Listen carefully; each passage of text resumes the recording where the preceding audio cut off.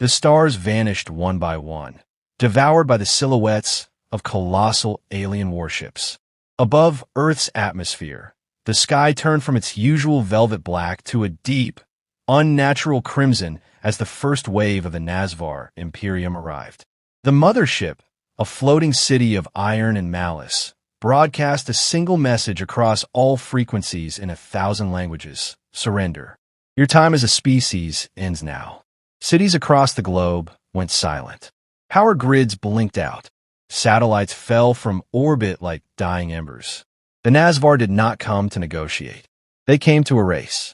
As humanity scrambled to respond, resistance efforts dissolved under the precision of the Imperium's assassins. Engineered killers designed to infiltrate, dismantle, and exterminate without emotion, rest, or flaw. 10,000 of them. Cloned, altered, trained across eons of war. From New York to Nairobi, they struck simultaneously. Soldiers never saw their faces, just the glint of alien steel and the final breath of cold.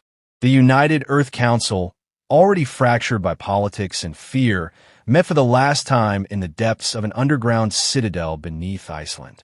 There were no more armies to call upon, no more weapons the Imperium hadn't already disarmed. Dr. Evelyn Rourke, a historian turned defense strategist, stood at the head of the long table.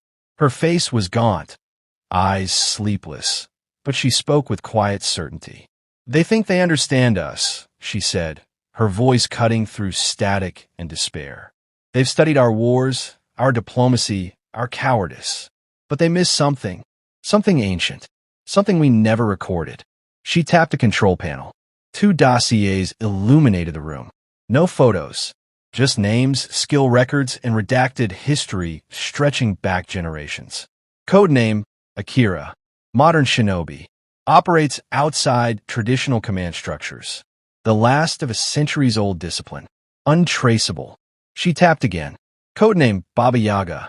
Real name, never confirmed. Contract killer. Mythic status. Rumors claim he retired. "We've located him." A dozen generals scoffed. A few leaned forward. "You're suggesting we send 2 people against an army?" One spat. "We don't need an army," Rourke said. "We need chaos. Fear. Unpredictability. We need the kind of nightmare the Nazh'var can't plan for." And so, quietly, without ceremony, Earth sent its final answer. The monastery at the roof of the world had no coordinates. It simply existed, carved into a cliff face above a sea of unscalable ice. It was there that Akira stood, barefoot on the stone balcony, watching the storm clouds roll. Snow melted on his skin without a shiver. His sword, still sheathed, hung at his side like an extension of thought. He felt them before he heard them. Rotors broke the silence. A sleek black shuttle cut through the mountain winds, landing without stirring a single flake. A ramp lowered. Boots thudded. He turned slowly. The man who stepped out wore black, tailored to kill in. No insignia, no badge, just presence. John Wick, the Baba Yaga, the kind of man spoken of in whispers by killers who feared nothing else. They didn't shake hands. They didn't need to. Akira gave a single nod. Wick returned it, eyes scanning the monk statues that lined the balcony. "You ever fought aliens?" Wick asked, voice quiet and raspy. "No. You, just one." It bled. Akira's lips curved slightly. That counted for something. They boarded the shuttle. The pilot, a drone, flew without speaking. Rourke's voice filtered through a headset, delivering mission briefings, coordinates, survival odds. Neither man listened. They knew better. Plans shattered on contact. Instinct would be their guide. Their drop point was in the ruins of Zurich, where a Nazh'var relay spire had been detected, one of the many nodes transmitting kill orders to the assassin swarms. Dismantling it wouldn't stop the invasion, but it would buy Earth time, disrupt the hive, confuse the enemy. As they neared, the shuttle's stealth field shimmered. From the clouds, the city appeared lifeless, half buried in snow and alien growth. Pulsing tendrils wrapped around the skeletons of skyscrapers.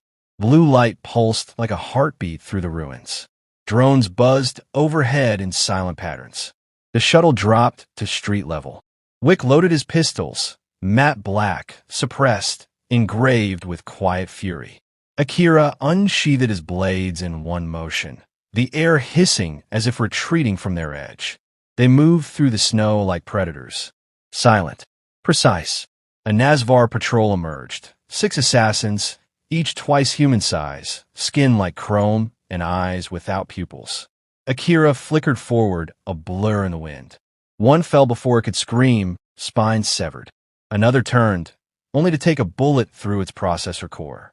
Wick moved like water, every step a calculation, every trigger pull a death. No alarms, no alerts, just bodies, cold on colder ground. They reached the relay spire, a tower of dark stone and alien bone, vibrating with signals. Wick pulled explosives from his coat. Akira climbed the exterior, evading motion sensors with impossible fluidity. A heartbeat passed, then something shifted. From the shadows behind them, more emerged. Dozens, maybe hundreds. Claws, plasma, void steel. Too many. They've adapted, Akira said, landing beside Wick. They always do, Wick replied, arming the detonator. They didn't run. That wasn't the plan. Wick opened fire, reloading in mid-spin, using alien bodies as cover.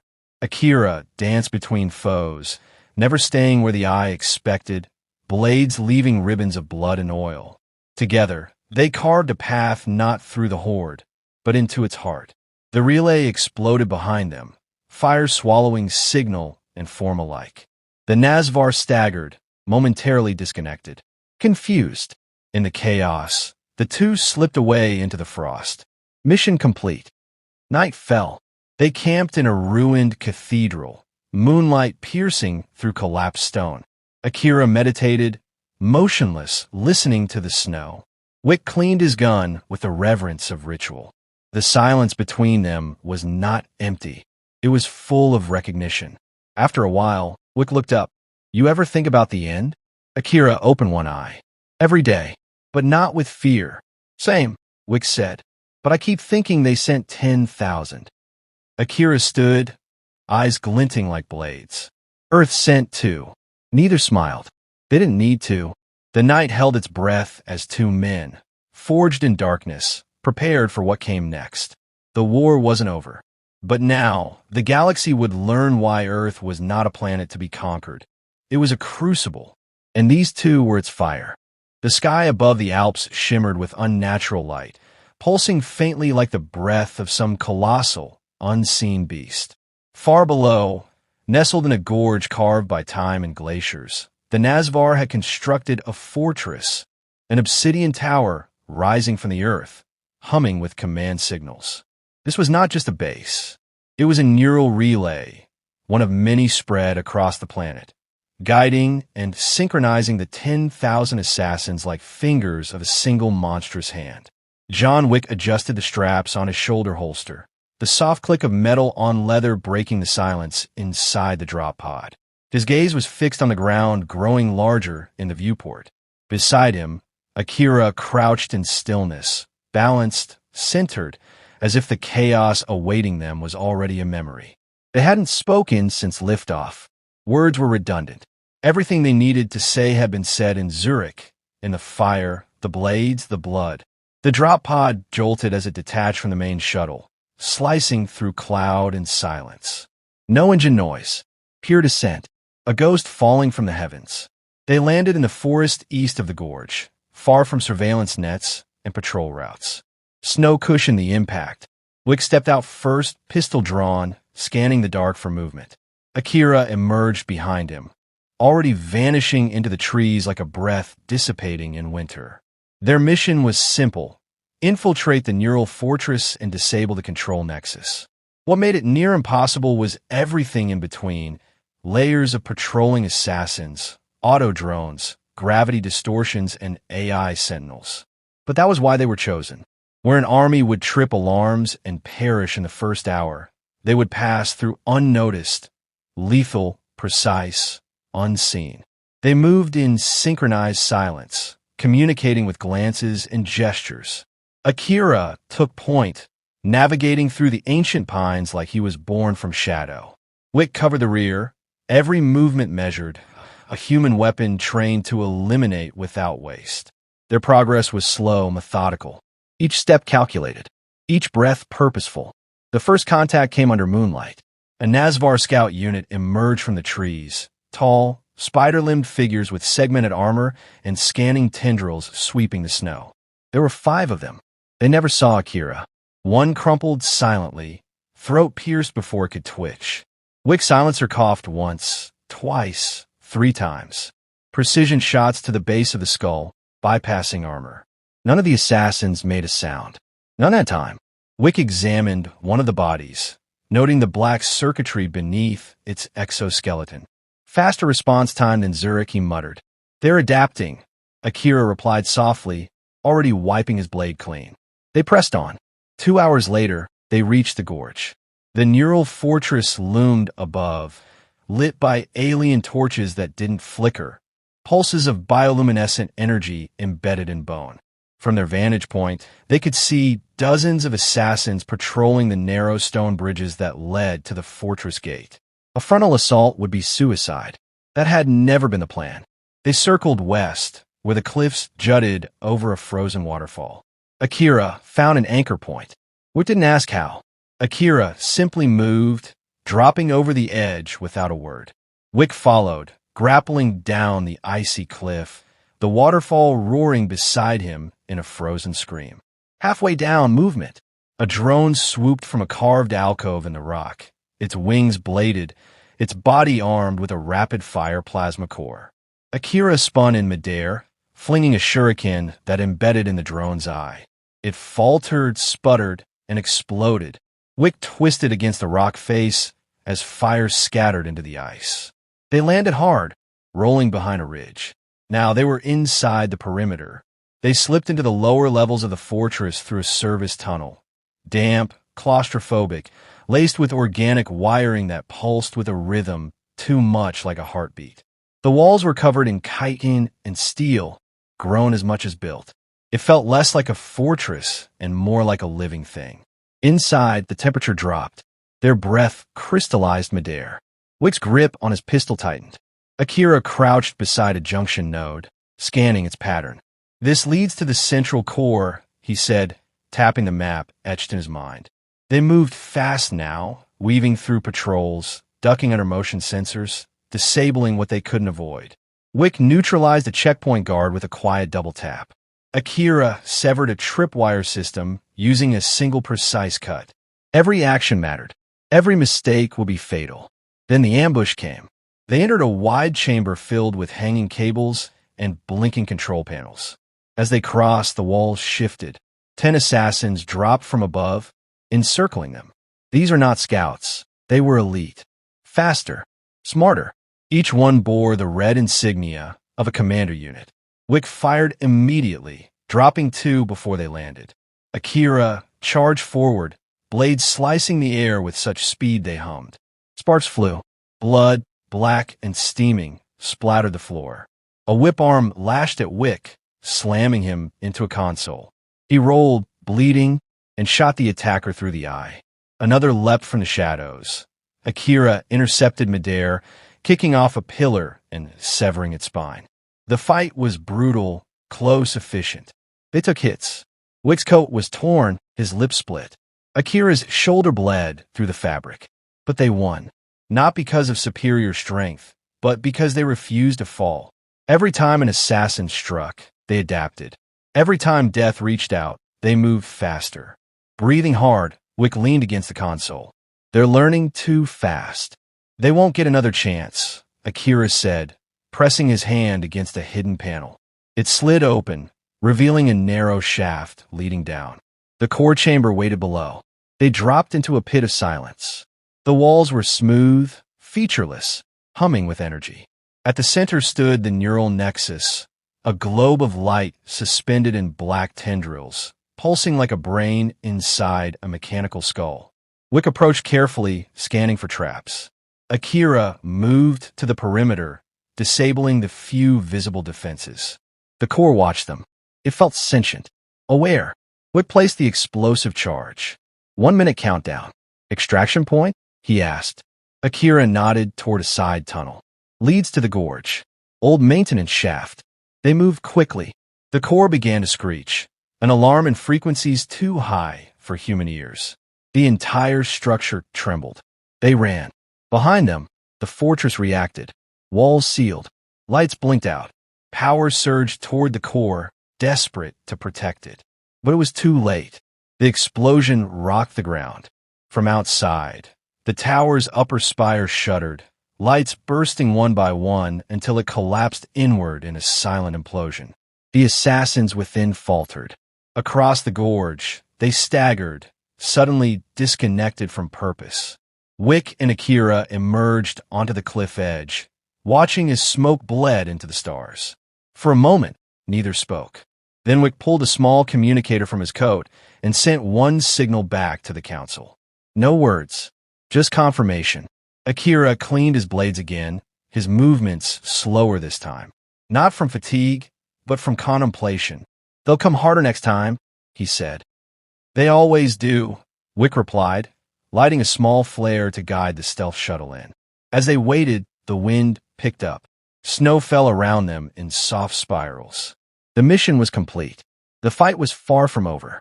But tonight, Earth had struck back. And for the first time, the assassins would whisper, not in command codes, but in fear. The mountain winds howled around the skeletal remains of the extraction shuttle.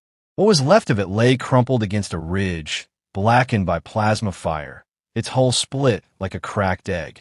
Smoke curled into the cold air. John Wick stood at the wreckage's edge, coat singed, blood dripping from a gash above his brow. Akira knelt beside the pilot's body. No need to check for a pulse. They were alone again. It hadn't been an accident. The shuttle had been hit mid-ascent by a Nazh'var disruptor drone, something that shouldn't have existed in this sector, unless someone had known their exact extraction point. Wick stared out into the endless snow, jaw clenched. There were no coincidences out here. We were betrayed, he said, voice low and steady. Akira nodded once. Someone fed them our route. They didn't have time to bury the dead. With no extraction and limited gear, the only option was to make for the nearest resistance cell, an old cache buried beneath the ruins of Krakow. It was a 4-day trek through hostile terrain, assuming they moved like shadows and luck stayed on their side. Neither man counted on luck. As they moved, the silence between them grew heavier. Wick, ever vigilant, couldn't shake the gnawing unease curling beneath his calm. The assassins had adapted quickly after the last relay was destroyed. Too quickly. In Zurich, they'd been sluggish, confused. In the Alps, they were already compensating. And now the shuttle? A pattern was forming, one too tight to ignore. By the second night, it unraveled. Akira spotted movement in the trees an hour before they reached the supply point.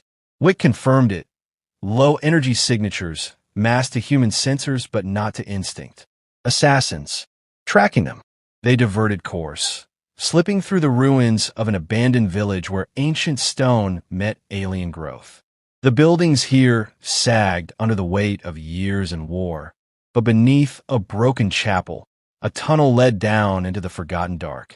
Akira descended first, his movements deliberate, scanning for traps. Wick followed, hand on his sidearm, every nerve taut.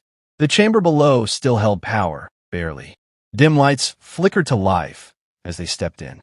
It was an old resistance node, untouched since the early days of the invasion. Maps, munitions, an encrypted terminal. They had shelter for now. Then came the signal. A crackle burst from the terminal, followed by a distorted voice, calm, too composed, filtered through some alien interface. Greetings, Earthborn. You move efficiently, almost elegantly. I've enjoyed watching your journey. Wick raised his pistol toward the terminal. Akira didn't move. His eyes narrowed. I am Virex Thal, the voice continued. Supreme strategist of the Nazh'var Imperium. You've cost me resources. Time. A fraction of attention. But even fractions irritate when sharp enough. Neither man spoke. You have no extraction, no reinforcements, no hope. Yet you persist. It's fascinating. Akira stepped forward. What do you want? The voice paused, savoring the moment. To test a theory, a pulse of light erupted from the terminal. Wick grabbed Akira and shoved him clear, too late. The chamber bent inward. Reality shimmered. Sound folded in on itself. When Wick opened his eyes, the world was gone. He stood in a void. No walls, no floor, just endless black threaded with veins of violet light. Across from him stood a shadow of himself, identical in every detail, but its eyes glowed the color of ash. It moved like him, mirrored him, even breathed in sync. Virexthal's voice echoed through the space. Your will is strong. Let's see how it holds against your greatest weapon, yourself. Wick fired. The mirror vanished, then reappeared behind him. A blade slashed across his side. He turned, fired again, but each shot passed through afterimages. Pain bloomed. Blood flowed. The copy fought like him, thought like him, but without restraint, without hesitation. Every gun disarmed, every trick predicted. Wick was losing, but pain focused him. He dropped his pistol. Let the copy close in. Let feel triumph. Then, as the doppelganger lunged, Wick leaned into it, grabbing the creature's wrist, turning the blade, and driving it into the mirror's own throat. A counter the real Wick had invented in a Moscow bar fight 12 years earlier. One no one alive had seen. The void fractured. He gasped awake back in the chamber, alone. Bloodied, weak. Akira was gone. He forced himself upright, staggered toward the tunnel entrance. Snow fell through the cracks above. The scent of burnt ozone lingered. Then he saw the message, scrawled in the dust with a single finger. North. Honor demands it. Akira had gone after Virexthal alone. The trail was faint but clear enough to someone who knew what to look for. Footprints where snow had been disturbed, subtle breaks in the underbrush. Wick followed, injured but moving, driven by something deeper than mission parameters. He found Akira 2 hours later, standing across a narrow ravine from a lone Nazh'var warrior clad in silver-red armor. This one bore no enhancements, no artificial limbs. It carried a blade. Its stance was that of a duelist. A challenge. Wick stayed hidden, watching. Akira bowed to his opponent. Not a mockery. A ritual. This wasn't war. It was personal. The Nazh'var returned the gesture. Then they moved. The duel was poetry wrapped in violence. Akira's style flowed like water, his every step balanced. The Nazh'var met him with unrelenting force, each strike shaking the stones beneath their feet. Sparks flew. Blood stained the snow. For 10 minutes they clashed. Then a misstep. Akira's footing slid on black ice. The alien struck, blade slicing deep across his ribs. Akira fell to one knee, breath short. Wick emerged, gun drawn. Akira held up a hand, eyes never leaving his opponent. No, he rasped. This is mine. Wick hesitated. The Nazh'var waited. Akira surged up, blade reversed, and struck in a single upward arc that split the alien's faceplate and dropped it silently into the snow. It didn't move again. Wick crossed the ravine, caught him before he could fall. You're insane, he said. Akira coughed a laugh. Maybe. They moved on together, slower now. The wounds were deep, but not mortal. What mattered was the fire still in Akira's eyes. Honor had been served. The duel was more than survival. It was a reckoning. Not with the alien. With himself. By dawn, they reached the resistance outpost beneath Petra, carved into ancient red stone and guarded by electromagnetic fields. It welcomed them with silence and warmth. Supplies. Shelter. A moment of rest. Wick slumped into a chair, cleaned his weapons one by one. Akira meditated again, though this time his breath was uneven. The battle had taken more from him than he let show. What now? Wick asked. Akira opened his eyes. We strike at the heart. A map glowed on the chamber wall, detailing the location of the central control AI orbiting Earth. The final command source. Destroying it would sever the assassins completely. Think it's a trap? Wick asked. Definitely, Akira said. Good. They didn't smile. They just began preparing.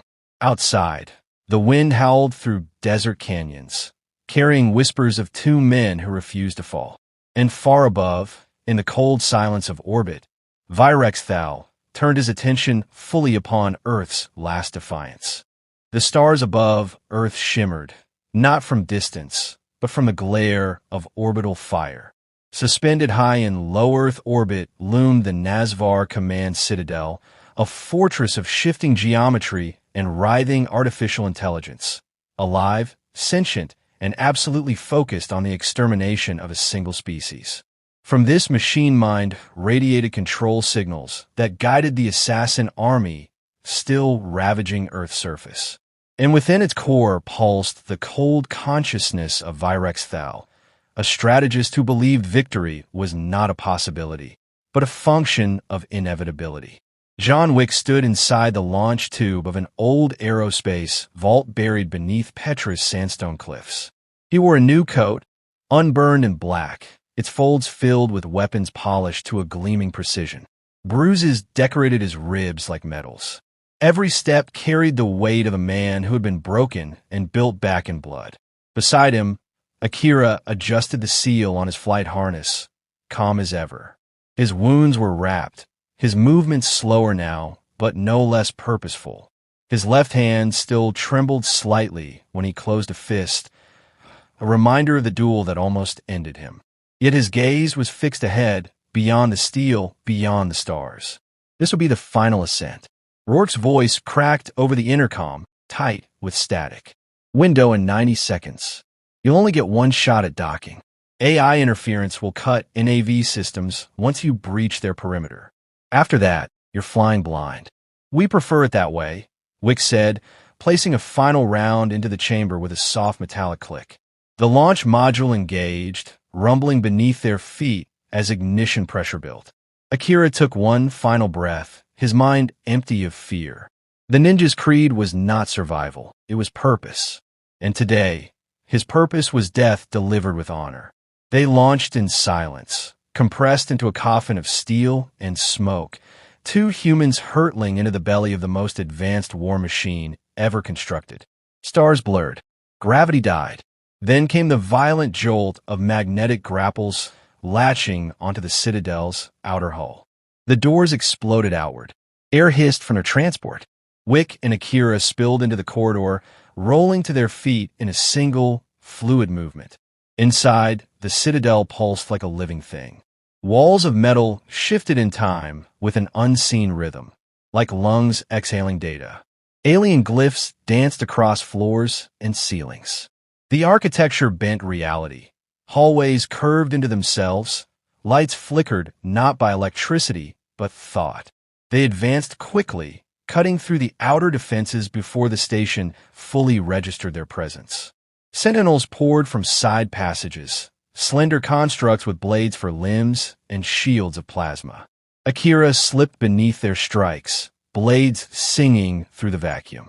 Wick moved in tight arcs, using recoil to pivot, to kill, to keep moving. For every enemy they dispatched, two more took its place. The Citadel responded like an immune system, adapting with each passing second. Wick began using enemy weapons, blasters, electro bolts, gravity mines. Akira disabled tech nodes mid-combat, using short circuits and overloads to sow chaos. They reached the central spinal conduit, a massive shaft running through the station's core. At its center floated the command nexus, a pulsating orb of pure logic, suspended within a gravity-null chamber. Inside it was Virex Thal, or at least what remained of him. The strategist's voice seeped into their minds, unbidden. I offered you silence. I offered you extinction without pain. Yet you brought war. You brought noise. You brought the human defect. Wick reloaded. That's what makes us human. Virex Thal materialized as a projection. Humanoid only in shape, his face a lattice of shifting symbols. His presence was overwhelming, pressing against the skull like pressure at the bottom of the sea. 2 against 10,000, he said.